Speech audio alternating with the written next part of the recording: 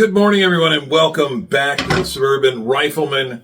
This video is going to be a little bit off topic, but I thought I'd mix it up a little bit. It's something that comes up, not on the channel, obviously, but in my personal life quite a bit. And this is going to be sort of a cooking tutorial because it's something that I have seen people get wrong, or people ask me questions about it after they've already screwed it up. And I'm talking about cooking Scrapple. This is a very Pennsylvania thing, although I know Scrapple occurs all the way down through Appalachia. We live close to the Appalachian Mountains. Actually, I live in the foothills of the Appalachian Mountains. This area is not considered Appalachia, which is why I pronounce it Appalachian Mountains. But I know that you can find Scrapple throughout the Appalachian Mountains, all the way down into Georgia, probably, maybe, I think it's about as far south as it goes. But Scrapple is one of the all-time favorite breakfast products that you can get here in Pennsylvania. And a lot of people who come from out of state want to try Scrapple. Sometimes they'll buy Scrapple. I work at a public site, so I'm in contact with visitors. I'm in contact with tourists all the time. And sometimes they ask me about where's a good place to eat, or where can I buy this, that, or the other thing. And I actually had this conversation with a young couple just recently about how to cook Scrapple. So I thought, why not make a video about it and show everybody how to cook Scrapple? I'm sure a lot of people have a lot of different ways, but what I'm going to show you is the traditional method of cooking Scrapple. I have here Haberset. This is the very popular Philadelphia brand. Another brand that's very easy to find around here is Rappa. Rappa is actually not made in Pennsylvania. It's made just on the other side of the border in Delaware. Now, my personal favorite store-bought brand is a company called Kunzler. They're in Kutztown, maybe 15, 20 miles from here. I actually had to check their website recently to see if they still make Scrapple, and they do, but I haven't, and their website shows it being retailed in all of my local supermarkets, but I'll be damned if I can find it. So pretty much any Scrapple is going to be pretty good. Haberset's good. As I mentioned, Rappa from Delaware is also quite good, but we're doing Haberset today. Now, the important thing to remember about Scrapple when you're cooking it is it's easy to think of this as a meat product. A lot of people just assume that it's very similar to sausage. And it for sure has a bunch of meat in it. Let's just see. The ingredients right off the bat are pork, stock, pork skin, yellow cornmeal, wheat flour, pork hearts, pork liver, salt, and spices. Back in the day, the reason it's called Scrapple, I said at the butcher shop, they took all the scraps, everything they weren't going to use somewhere else, boiled them down, cooked them down, mixed them up with cornmeal. And there's a lot of things that went into Scrapple back in the old days that are no longer in Scrapple. Brains and lungs and all kinds of other organ meat that we don't find particularly tasteful today, or which present health risks. There's all kinds of stuff you can get from eating brains. I don't eat brain. But basically now it's just all of your most common pork byproducts that aren't going to be used in something else, stewed down, mixed with cornmeal, and made into a mush and then chilled into a block. This is not cooked. Well, it is completely cooked. You can eat this, raw if you wanted to. It is completely cooked, but it's really gelled more than anything. So when you get it, this is going to be in a fairly firm block, but you want to keep your Scrapple cold. Keep it in the fridge until you're just about ready to make it. And that'll make it very easy to slice into nice consistent parts. So let's do that first of all.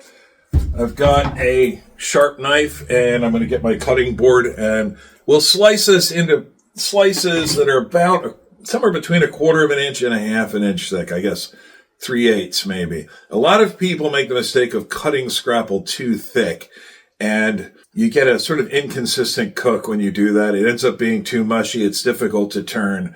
So anyway, let me get my cutting board and I'll slice this up.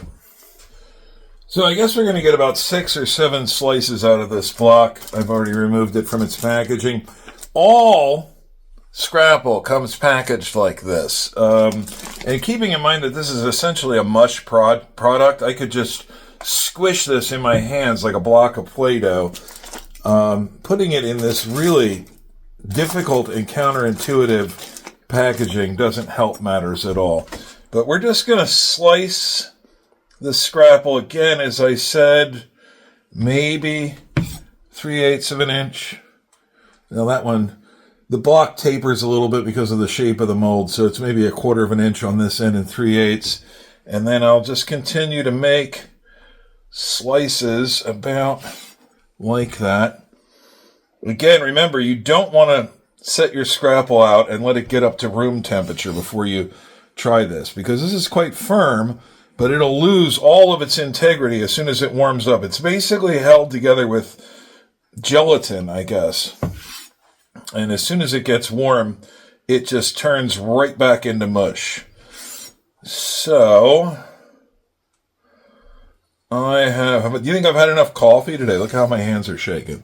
So I got 1, 2, 3, 4, 5, 6, 7 slices. Now we'll go ahead and throw it in a frying pan. So now we've got our Scrapple cut up into, as I said, 1/4 inch to 3/8 inch slices. They're ready to go. Now I've got to get my pan heated up. Now, the problem that you'll run into most often when you try to cook Scrapple, because it's a mush product and because it really doesn't have any structural integrity until it's been crisped up on the outside, is actually getting it flipped over. It can be very difficult to get in at the right approach angle, a low enough approach angle to get it flipped without it just falling apart. So I use a pan, which I think actually was originally made for making crepes. This one is from a company called Roche Goose. It's made in Italy. I don't know if you'll be able to see that.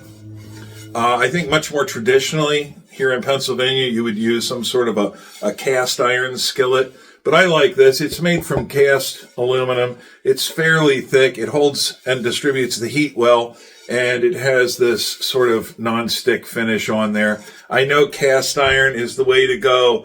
Nothing's better than a properly seasoned cast iron pan, but I just don't have I'm not that big an enthusiast in cooking that I want to be, very carefully surfacing and seasoning and very carefully taking care. I like something I can throw in soapy dishwater and wash it up when it needs washed and get it nice and clean. And this works really well.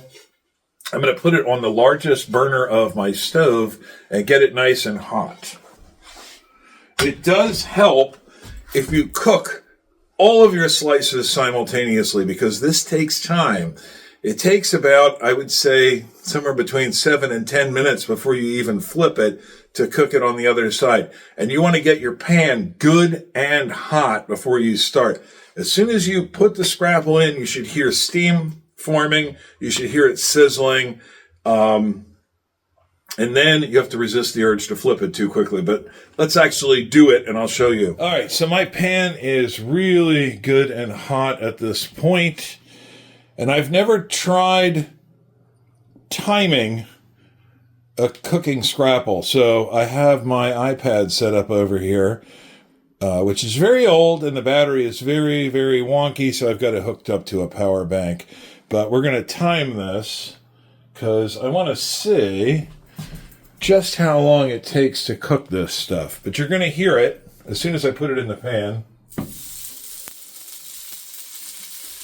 And another reason I use this really big skillet, and you'll notice I don't have any oil or anything in here. Scrapple is mostly water and cornmeal and meat, but it does have enough fat in it to lubricate itself. Now, once you've got all your Scrapple loaded in your pan, you just got to let it sit. And you're going to hear it cooking. It's going to start getting quiet. And you're going to have the urge to come in here and flip it. But that would probably be too soon. It takes a while. So we'll just let this run and cook a little bit.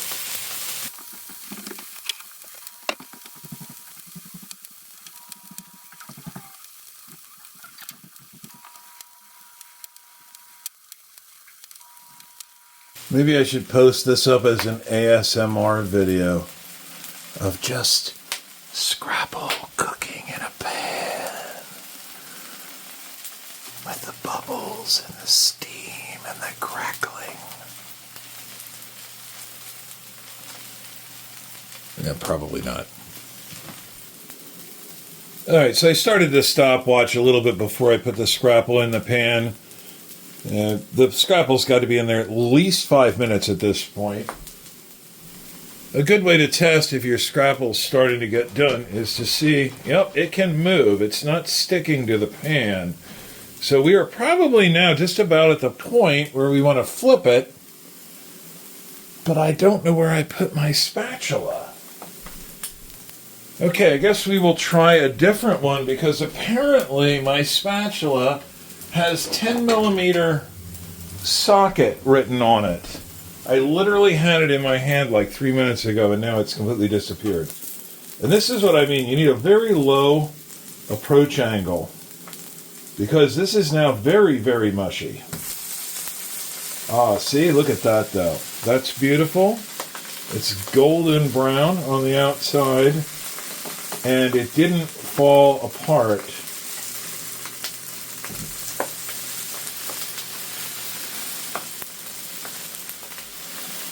And now we'll let this go for a while longer. Again, for your ASMR pleasure, the sizzling Scrapple goodness. This is actually the flipper I prefer to use. I know this is actually this is like for removing brownies from a pan. But it's very thin and it's very easy to get underneath this Scrapple. But I've already got this flipper all greased up, so... And this is what I'm talking about. You're cooking in a dry pan, you don't need lubricant. Look how much fat has cooked out of the Scrapple already. So I'm going to guess that these are probably done. We're just about at 13 minutes here, so... Let's take a look. Actually, that could use a little bit more yet. I'm going to guess that these are done, however. Yeah, that one's pretty well done. And that one's pretty well done. We're very close to the end here. This one can come off. Let's move these a little closer to the center of the pan to finish them off. Yeah, actually, I think all of these are pretty well cooked. You can see they've gotten a little brown.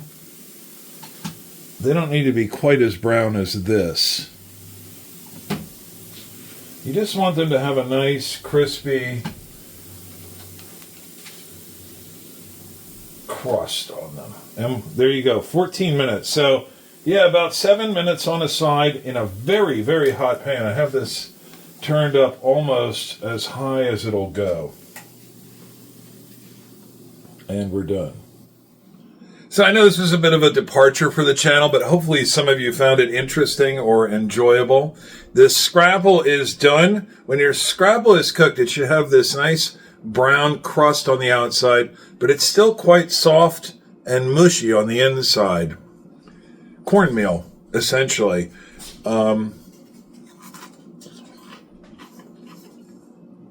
If you don't have Scrapple in your area and you're wondering what it tastes like, it is mushy on the inside. Mushy because it's literally cornmeal mush with a hearty flavor because of the amount of meat that's mixed in there. And then there's some spices. Most notably, there's a really heavy dose of black pepper in this stuff. When you buy a raw block of Scrapple, you'll see all these little black flecks in there. And they are, as you would imagine, black pepper. But this is really tasty. It's very traditional. Even though it has liver and some other stuff in there that some people would be averse to, I have found almost no one who's never tried Scrapple before, and I gave it to them for the first time and they didn't enjoy it. So there are some people around here who won't eat Scrapple, but they're few and far between, and they're certainly not in my household. So I'm going to go have breakfast. The next video will be a gun video, and when I post that, I hope to see each of you here then. Later, guys.